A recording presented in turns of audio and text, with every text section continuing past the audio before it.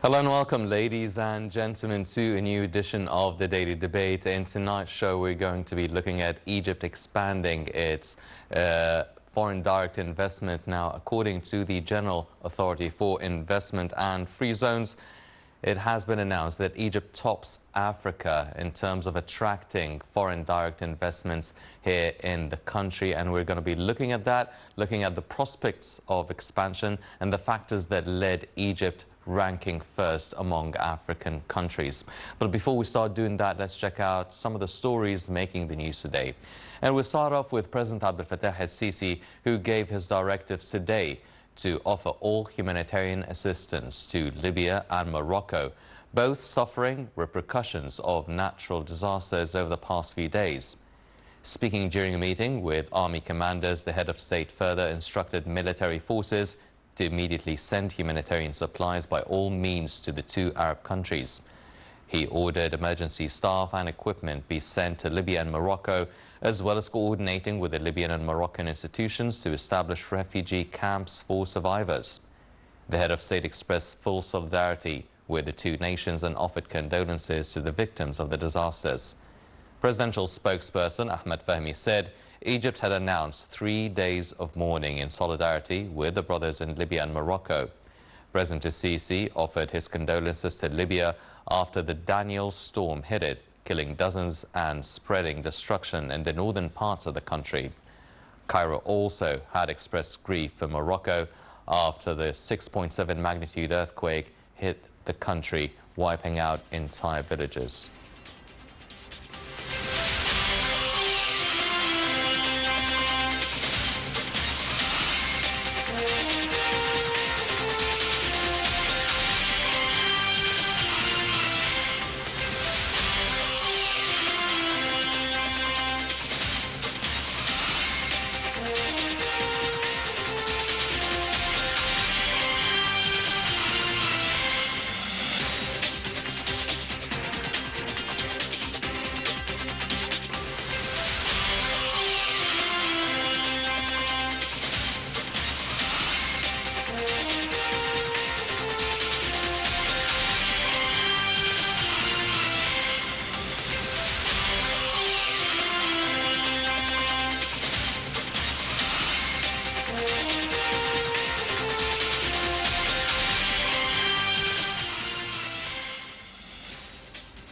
All our prayers, support and condolences to the victims of the natural disasters in Libya and Morocco. And President el-Sisi received a phone call from President of the Libyan Presidential Council, Mohammed al-Menfi, today as well.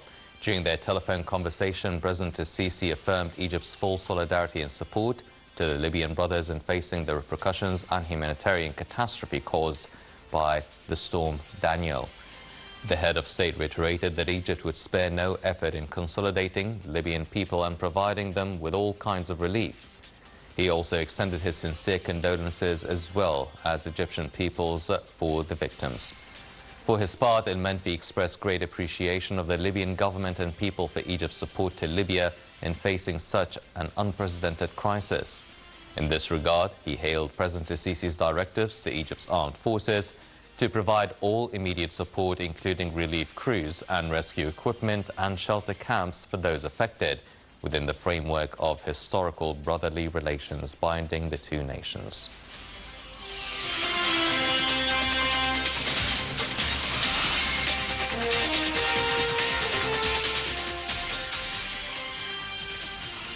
Upon directives of President el-Sisi, an Egyptian military delegation led by the Armed Forces Chief of Staff, Lieutenant General Osama Askar, arrived in Libya today.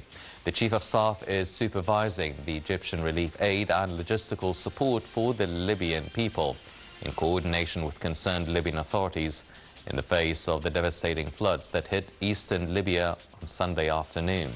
An airlift was opened to convoy food and medical aid with the dispatch of 3 military cargo planes carrying 25 rescue teams equipped with necessary equipment. An additional plane will be carrying out medical evacuations to the killed and the injured.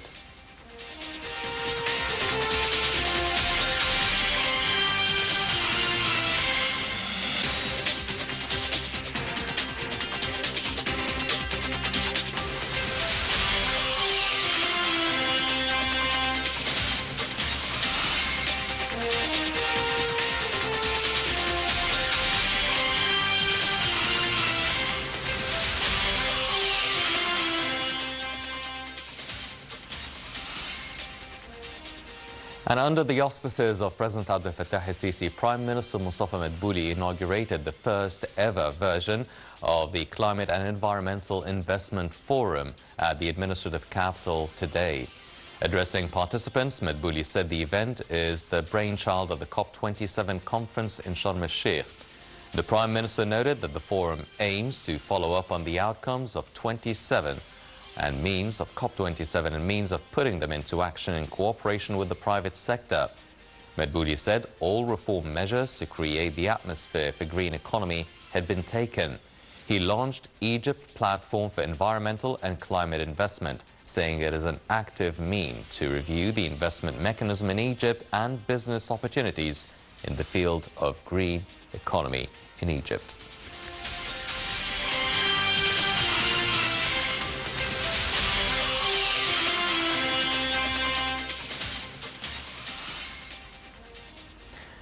These were the main stories making the news today. Now turning our attention to tonight's topic. Egypt tops and ranks first among the African countries in terms of attracting foreign direct investment. Let's check out this report and we'll be right back.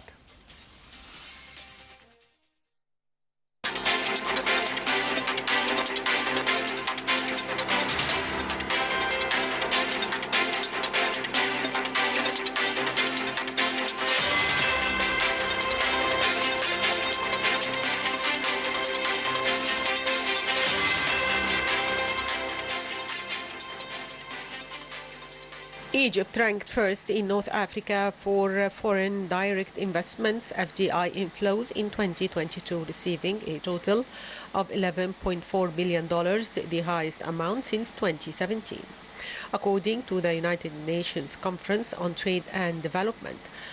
According to the World Investment Report 2023, which was released on Wednesday, Egypt's total FDI outflows in 2022 amounted to $342 million, a slight decrease from $367 million recorded in 2021.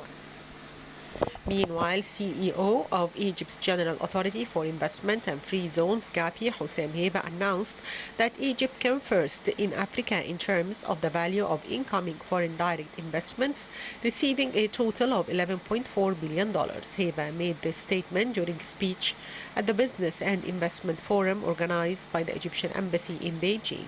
The event was part of the Foreign Ministry's ongoing efforts to attract foreign investments to Egypt. During his address, Heba highlighted the various investment incentives that Egypt offers to foreign companies, with a particular focus on key industries such as automotive, home appliances, energy production, and green hydrogen. He also emphasized the benefits provided by Egypt's special and free economic zones, which aim to stimulate exports through tax exemptions. Encouraging Chinese companies to increase their investments in Egypt, Heba emphasized the promising opportunities that the country offers in this regard. He called upon Chinese businesses to capitalize on these prospects and strengthen bilateral economic ties. Echoing Heba's sentiments, Egyptian ambassador to China underscored the long-standing relationship between Cairo and Beijing.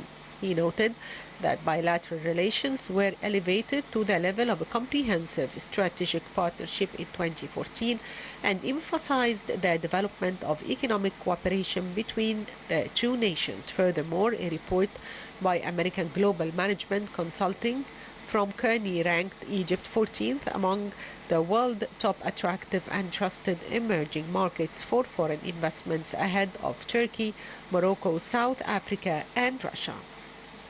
The Cabinet's Information and Decision Support Center said the net direct foreign investment witnessed a tangible increase in Egypt in 2022.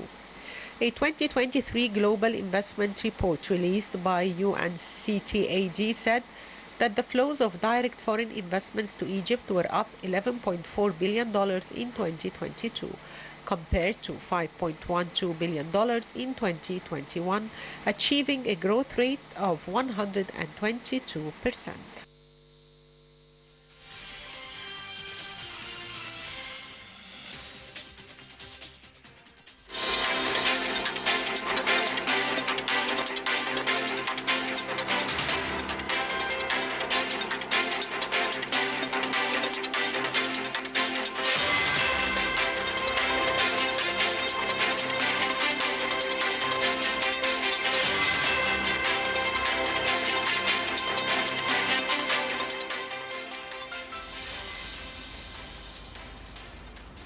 Welcome back, ladies and gentlemen, and we're joined here tonight in the studio by Dr. Mohammed Azam, the board member of the International Association of Technological Management.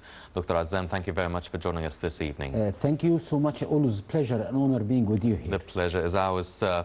Dr. Azam, first off now, Egypt ranked first, secured top spot among African states in terms of attracting foreign direct investment. Now, first of all, because we've been talking endlessly about attracting foreign investors to Egypt, how did we secure the top spot, and what were the main factors that led Egypt to be the first in Africa for the year 2022? Thank you for this question. Actually, we are ranked number 14 all over the world. And now we're able to attract almost 11.4 billion US dollars in 2022. Actually, this number was doubled if you compare it to 2020. And back to 2020, the year of COVID, you were able to attract only 5.8 billion, and now we are almost doubling this number over just a couple of years. And even you are not on the top of the continent when it comes to foreign direct investment. Actually, you are suppressing also countries like Russia, like Turkey, and of course on the continental level, you are suppressing countries like Morocco and South Africa. Because you were able to ease in the requirements for investors to come and invest in Egypt. Now we are building infrastructure that includes roads, that includes the renovation of sea and airports, the establishment of different economic zones and logistics hubs all over the country, as well as you are making a sort of digital transformation to the whole economy with special focus on the industrial sector and trade sector as well as the service sector. So now we are changing the dynamics of how to conduct business, which is very important to investor, of course, because most of the investment comes to a country that has a resilient infrastructure, that has pool of talents, especially in high-tech domains and especially in sophisticated manufacturing business sectors. So you are working in parallel in different separate and connected paths, which is very important actually to make you ranked as top destination on the continent. And I would say Egypt has a great potential for attracting more foreign direct investment because our market size is really remarkable. We are talking here, domestic market is 100 million potential customers. But also if you add the free trade agreement that you have with Africa, with most of the Middle East countries and Europe and so many other countries, actually your market size could be up to 2 billion if you include what you have in hand when it comes to the concept of having free trade agreements with so many countries all over the world. So Egypt, with its location and its capacity for growth, as well as with the huge market that you can be accessed through Egypt, there is always more room for more foreign direct investment in different industrial and services domains of Yes. Sure. And will that also increase now after joining BRICS, after joining the G20 within the African Union? Are we expecting for such a foreign direct investment capacity to increase here in Egypt? Definitely this will improve your potential to attract more investment. Of course, because you are widening the market size that you're addressing. However, on the other side, you need to work hard on building resilient, smart manufacturing and trade system. Because always, if you would be able to produce products or services that are of international quality and meeting the international taste of the foreign markets, of course you have the potential to export your products and services. And this including, of course, the renewable energy. Egypt, there's also a report by Kearney, one of the most prestigious think tanks all over the world, mentioned that Egypt is the 7th when it comes to renewable energy. And during COP27, actually Egypt were able to spotlight on the potential of renewable energy here in Egypt. That includes, of course, the hydrogen. The green hydrogen, which is the future of energy, that includes solar energy, that includes wind energy, and of course there is always a potential to increase your ability to attract investment in this particular domain. Especially everyone in the world is looking now for having a higher portion of renewable clean energy within the energy portfolio within each country, and to become more dependent on clean energy rather than using fossil fuel based energy, which is becoming one of the most polluting factors. And of course we are all suffering from the climate change that are taking place everywhere, and we've seen the humanitarian crisis in Libya, for example. We are very sorry for that, and also support for our brothers in Libya for that. And of course we are witnessing huge change when it comes to climate, and of course we need to be more cautious and conscious about using more sustainable source of energy, and Egypt could play an international role with this regards. Actually there is a huge project that is taking place in Suez Canal economic zone for the green hydrogen, and of course the solar farms in southern Egypt, and farms across the Red Sea, the wind farms across the Red Sea. And Egypt also has a strategy for having almost 40% of its energy coming from renewable energy by 2030. So this kind of energy could be another good opportunity for attracting more foreign direct investment, to become a source of clean energy to the Middle East area and region, as well as to Europe, especially with the current circumstances when it comes to the crisis taking place in East Europe and affecting the energy sector all over the world. So Egypt could play this role of becoming one of the major sources for clear and clean energy for so many industrial nations around us. Well, speaking of which, the Prime Minister today actually inaugurated the first Environmental Investment and Climate Change Forum, and it really talks about it's a brainchild of COP27, and we are getting closer and nearer to COP28 in the UAE. But do you feel that with the investment within environmental economy and climate change, do you feel that we need more of the private sector taking playing a bigger role within such a sector in specific? And if we talk about the private sector, are we talking about the Egyptian private sector, or are we mainly targeting the foreign private sector? Actually, it could be both, and actually it could be a combination of both local and foreign investor, because private sector all over the world is the main driver for the economic growth, and they are actually responsible for more than 80% of the business around the world, and they are the main source of employment all over the world, because they are more agile and they are more flexible to cater the change, to deal with the dynamics of the market all over the world. And actually the Egyptian government is favoring having more role for the private sector. Recently, if you look at the resolution made by the Supreme Council of Investment headed by President Sisi, actually they were focusing and they emphasizing on having a better place for private sector to take its role in driving the growth in the Egyptian economy. And of course this would be eventually it will be a great vehicle for creating more jobs all over the country.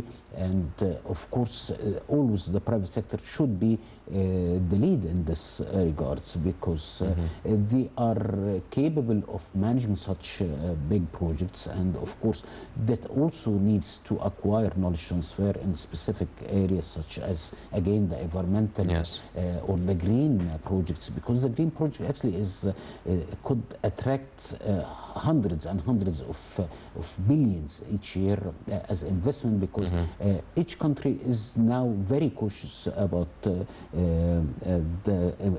environmental impact, because it's affecting everyone on the planet. And of course we wouldn't be able to achieve sustainable development without having more investment in green transformation of industries. And this actually this one of the main driver for employment all over the world, and this considered within the 5 to 10 years from now would be the main source of employment in different industries, because the green transformation would help most of the industries to become more sustainable, to become more environmental friendly to a great extent. And this equals more projects, this equals more investment, this equals more job creation. Yes.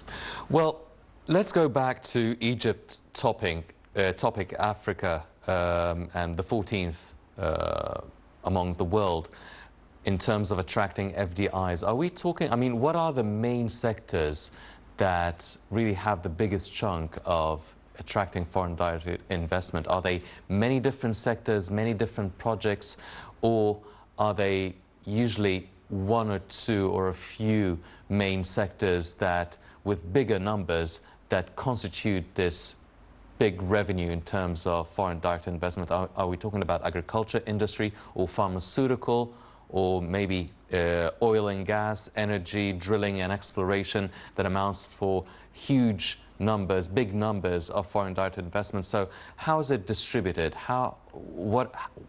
Describe the chart for attracting foreign direct investment.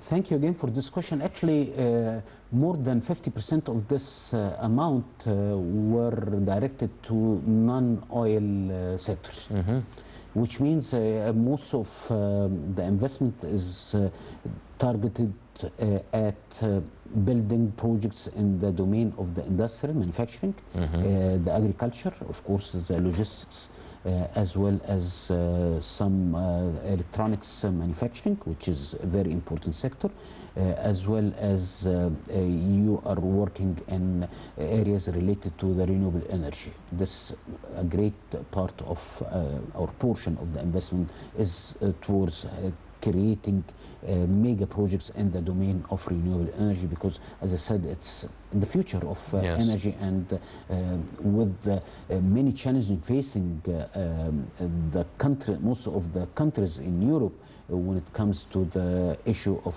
having a sustainable source of energy, I think this is one of the great opportunities that we have or stand as Egypt for becoming the main supplier, a main hub for renewable and clean energy, not only on the continental level but also on the international level. That's why you can see so many projects are directed in this domain, which is I think is a very great quality kind of investment, because you do in Egypt you don't need only investment, you need quality investment.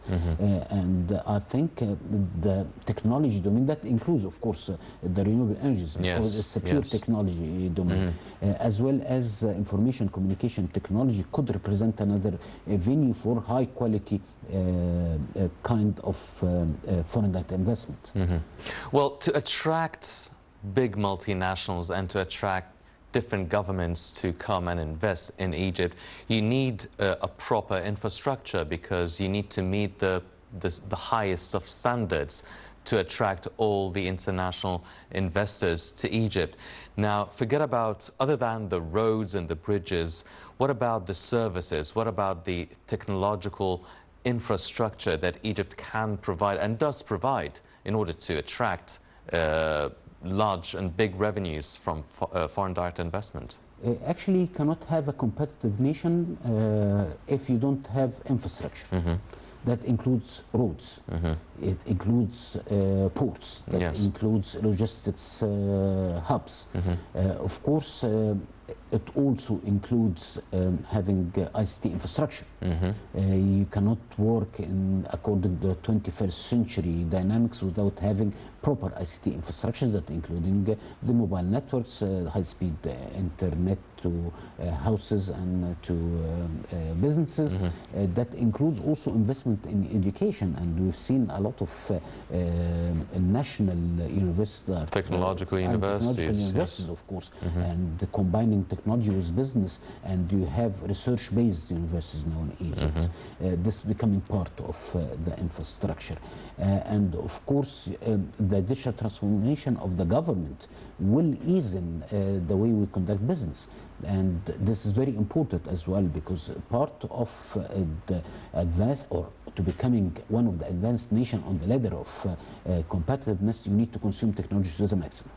Because you consuming technology to the maximum, that means or equals to having a better quality life for citizens as well as businesses, and you are easing the way of doing and conducting business, which is very important. That's why we've seen major transformation in the public offerings and public services provided to citizens and to the business. Now you are able to actually establish companies totally online, and of course with another incentives like the golden license that give you the permit, or the work permit, or immediately to start your own project, and you conduct the business immediately, and eradicating the red tapes and bureaucracy along the way. So things are changing, and the beauty here, you are able to be capable to understand the dynamics of the 21st century. That's why digital transformation is not becoming an option or a part of a luxury. It actually is a mandate for the government, and that's why government is investing billions of Egyptian pounds in this domain when it comes to the infrastructure, when it comes to the unification of the databases, of the fostering and accelerating the financial inclusion and the electronic payment, having the data centers, having the proper infrastructure or the network infrastructure to be able to have world standard communication way of doing things, and as well as you are availing almost 167 services online. Now you can having or establishing your company remotely, which is actually, this is the dynamics of the 21st century, and without ICT as an enabler and backbone of everything, you wouldn't be able to have a competitive economy and a competitive society, and without having that competitive nation, it would be harder for you to compete on the global level, and it would be harder for you to attract more investment. That's why technology is becoming at the backbone of everything. Yes. Well, the Prime Minister, Mustafa Madbouli, has actually discussed a new package of incentives directed for industrial investment. Let's check out this report and we'll be right back.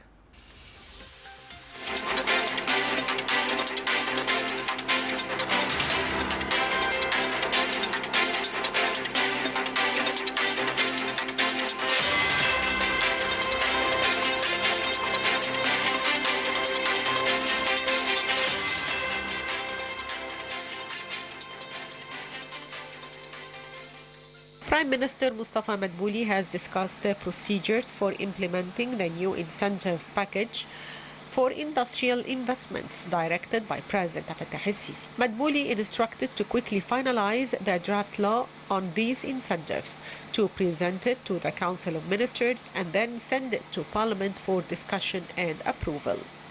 During the meeting, the President of the General Authority for Industrial Development reviewed the most important decisions and actions taken by the authority during the year.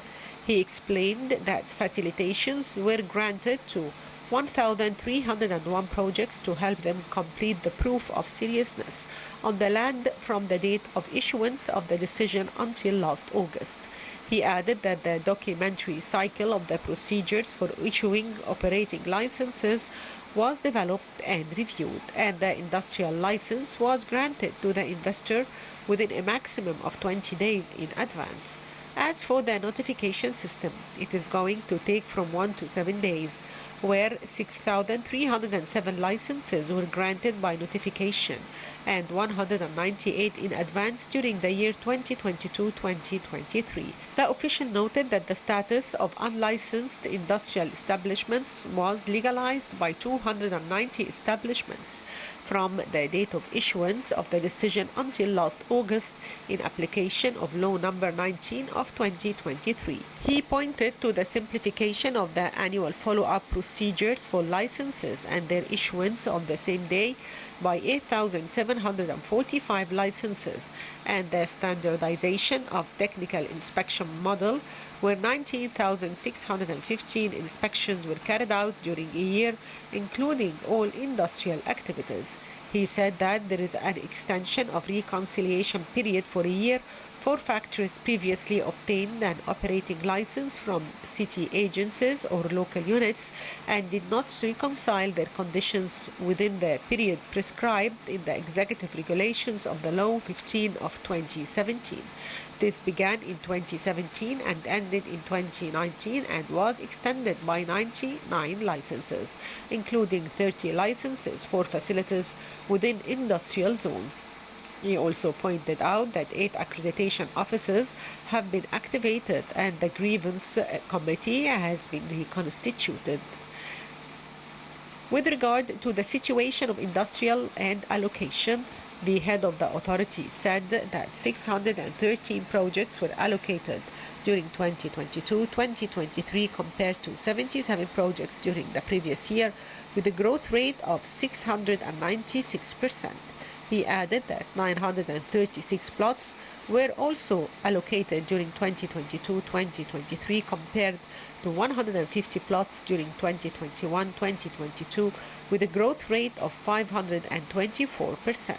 The Prime Minister stressed the need for periodic follow-up for the position of each plot of land that is allocated until the operation of the factory to prevent any attempt to long-term investment in these lands. He referred to that the state provides an unprecedented package of incentives, but at the same time aims to operate these factories according to its plans in this sector.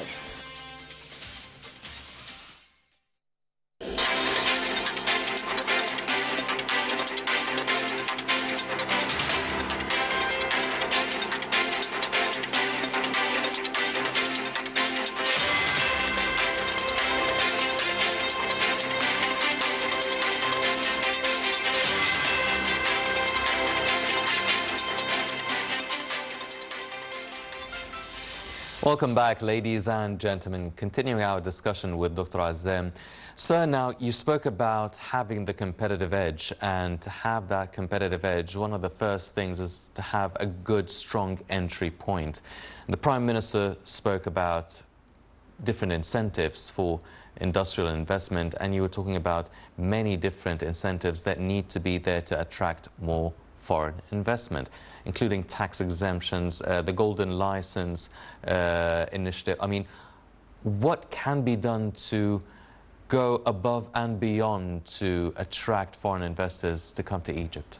Actually, availing more opportunities to investment, and of course this includes so many sectors. Now you need to have a competitive edge, or you have already a competitive edge in logistics.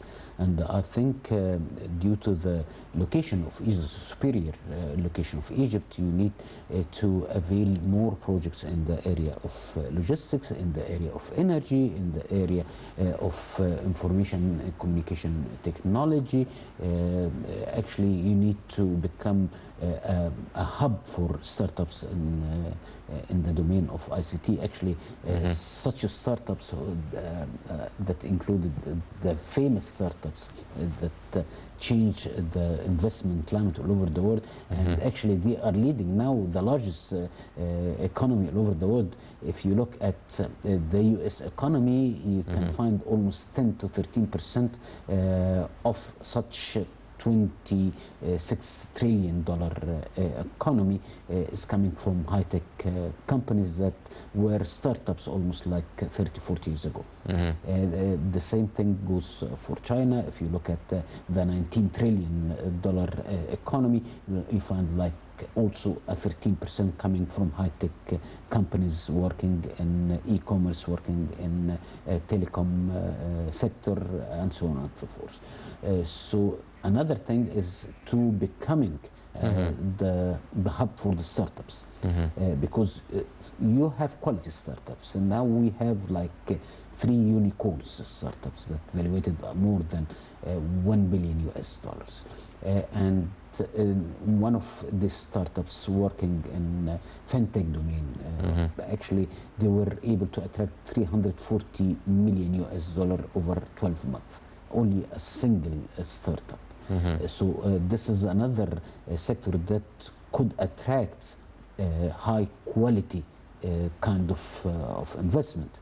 This beside, of course, the industrial type of projects. And of course, the more startups you have, the more ability to change even the mindset about the investment climate in Egypt. And our startups actually were able to attract almost like $800 million US over the last year. This number was 550 a year before, and was like almost 190 million US dollars a couple of years ago. And the number of startups who were able to attract foreign direct investment were 40 last year, and now they are more than 80. So you are doubling everything in this domain, and this domain is totally dependent on talents and youngsters who have a brilliant idea based on technology, and they were able to sell or export such technological innovation to all over the world. And of course the technology has no boundaries, so this kind of companies have the ability to grow in a dramatic way and reaching the whole or the global market easily.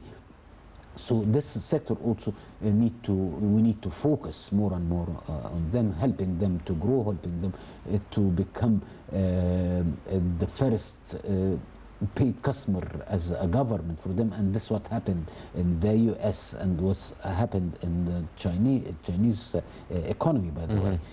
So this But they started many decades ago. I mean, we're only talking about that.